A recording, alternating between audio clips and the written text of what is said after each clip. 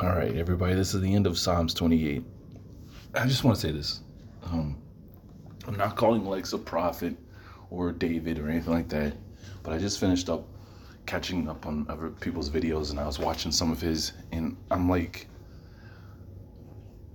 I remember when I first started doing these videos, I was reluctant because I don't read well out loud. You know that, you see that, you hear it. And I don't like that because I feel like it's distracting. Like, it takes away from the purpose, and you don't get the message from it. But I did it anyways. And as I was listening to Lex's few videos, I was like, wait a minute. This reminds me of the stuff that we're reading about here in the Psalms. This is the attitude David had against his enemies. You know what I mean? Like, this is him standing up for what was right amongst the congregation of his neighbors that said lovely things but had evil in their heart. I think it's crazy because what if I decided, not to do these videos and do something else and this was going on? It's almost like whatever was telling me to do this wanted this done. So at the same time, those of us that are going through the book of Psalms, it's like you're seeing this in real life, like the words have come to life and the attitude you're supposed to have towards this.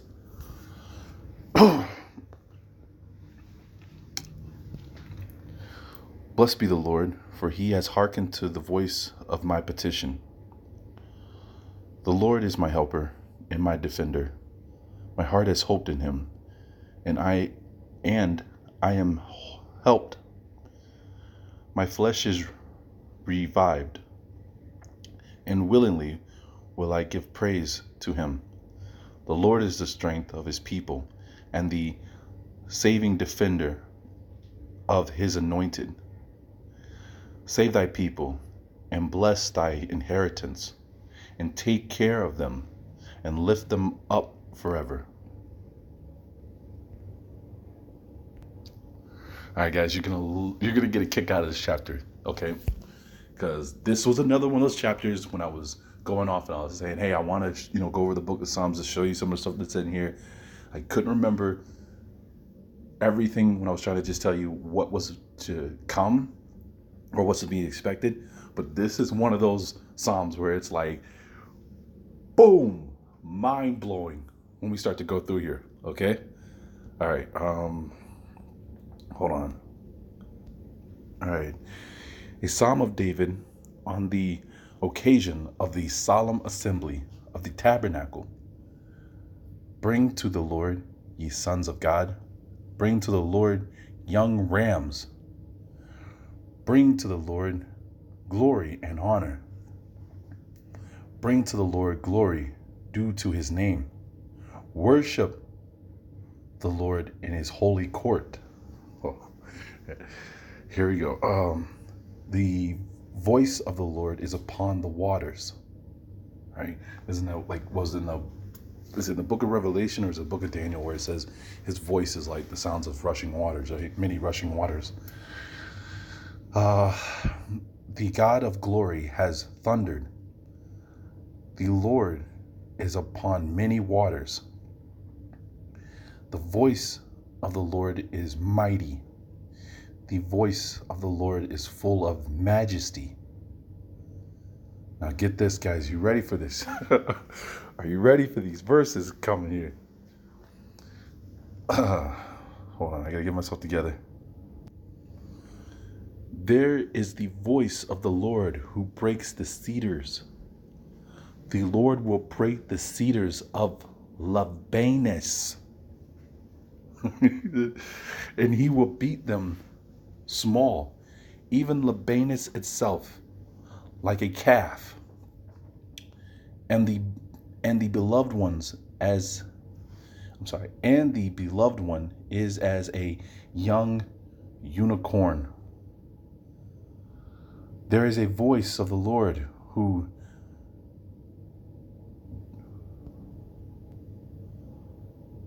divides a flame of fire. I'm excited, y'all, for Libanus, right? We're going to get back to that. The voice of the Lord who shakes the wilderness.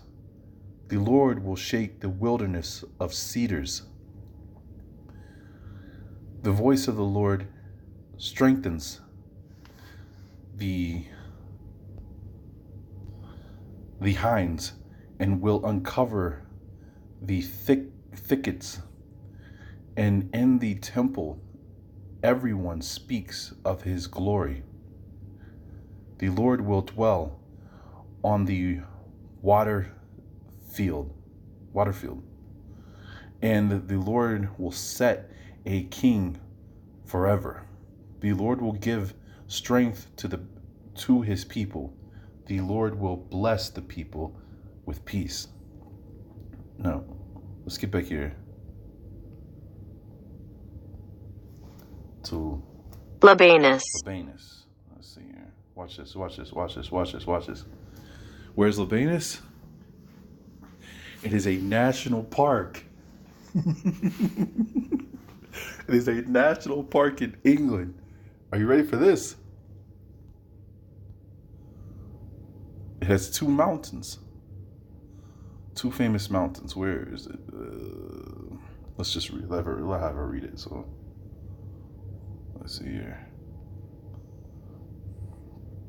Labanus is a village in the Brecon Beacons National Park in the county of Powys, Mid Wales, United Kingdom. Presumably, the name of the village derives from Mount Lebanon, also known as the Lebanon Mountains, the ancient name for which was Labanus, a common name for chapels in Wales. It lies on the A470 road approximately 1 mile northeast of its junction with the A4215 road, and approximately 5 miles southwest of Brecon. The village used to have a primary school, or the right at the edge of the village going west, which was also used as a town hall, but it has since been closed down due to lack of government funding and students to attend.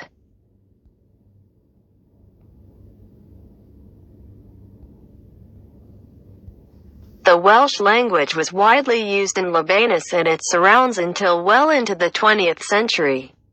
The photograph opposite shows a memoriam card for one Labanus resident, printed in 1903. So the name of the village derives from Mount Lebanon, also known as Lebanon Mountains, the ancient name for which was Labanus. Now, gotta ask yourself something. Labanus' ancient name, this land here in the middle of the UK, was actually called Lebanon. It gets even better. Let's look at these. Let's look at this mountain ridge here. Here. Come on. The Brecon Beacons, Welsh, Banau Brycheiniog, IPA. Okay. Banai Br Kyanj are a mountain range in South Wales. In a narrow sense, the name refers to the range of old red sandstone peaks which lie to the south of Brecon. Sometimes referred to as the Central Beacons, they include South Wales's highest mountain, Pen y Fan. The range forms the central section of the Brecon Beacons National Park, Parc Cenedlaethol Banau Brycheiniog, a designation which also encompasses ranges both to the east and the west of the Central Beacons. This much wider area is also commonly referred to as the Brecon Beacons, and it includes the Black Mountains to the east as well as the similarly named but quite distinct Black Mountain to the west. The highest peaks include Fan Brycheiniog to the west and Pen y Fan in the central part. They share the same basic geology as the Central Range, and so exhibit many similar features, such as the north-facing escarpment and glacial features such as lakes and CWMS. Okay. Let's get to the Black Mountains part, right? The Black Mountains of Wales. Now, remind you of the Black Mountains of the Dakotas. Hold on. Let's see. Should be in a history part here. There it is.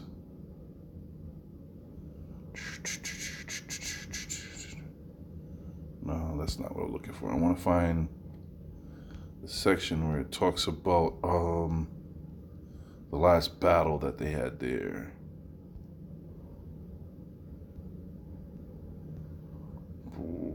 go back. I think this is it. No? Oh, I wanted, the Black Man had a battle there. It was from, it was for Sagamore, or Sigmore. That is weird. Hold on. There it was. I didn't go down further enough in the history. So I have to read it here. The area was inhabited during the Neolithic and the succeeding Bronze Age.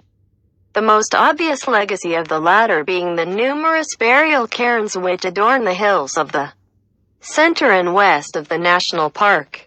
There are especially good examples of round barrows on Fan Brich and Iog, Penwy Fan and Corndu. Citation needed. The former was excavated in 2002-4 and the ashes in the central cyst dated to about 2000 BC using radiocarbon dating.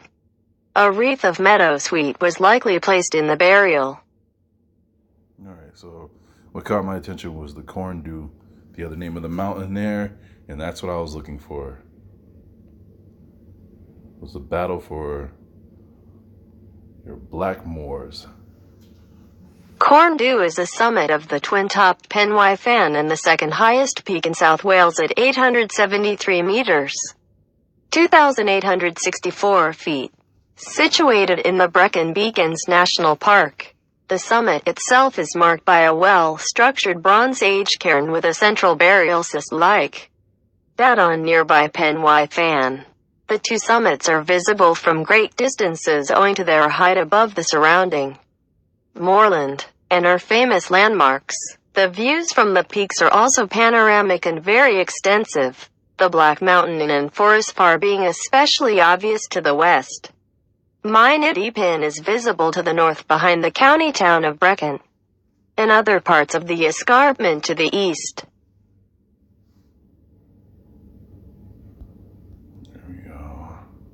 And where was it? This was supposed to be a battle site for, what was it? Why am I having a hard time remembering how I found this stuff? English translation, the Blackhorn, the name of Wales. Man, I'm having a hard time recreating how I found this.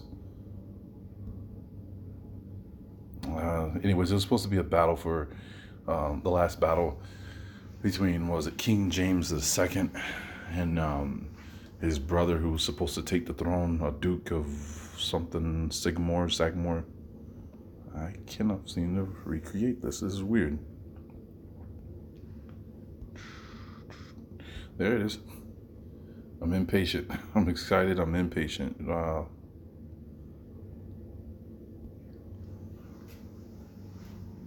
Moorland or moor is a type of habitat found in upland areas in temperate grasslands, savannas, and shrublands and montane grasslands and shrublands biomes, characterized by low-growing vegetation on acidic soils.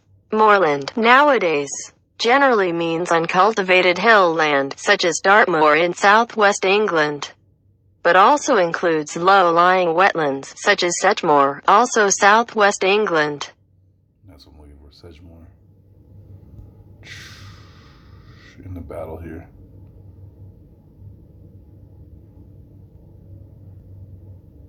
Sedgemoor is a low-lying area of land in Somerset, England. It lies close to sea level south of the Polden Hills. Historically largely marsh, or moor, in its older sense. 1. The eastern part is known as King's Sedgemoor, and the western part West Sedgemoor. Sedgemoor is part of the area now known as the Somerset Levels and Moors. Historically the area was known as the site of the Battle of Sedgemoor. Somerset, wasn't that to indicate the, was it the summary, is it the equator, right? To know when exactly the sun is in its highest for the year?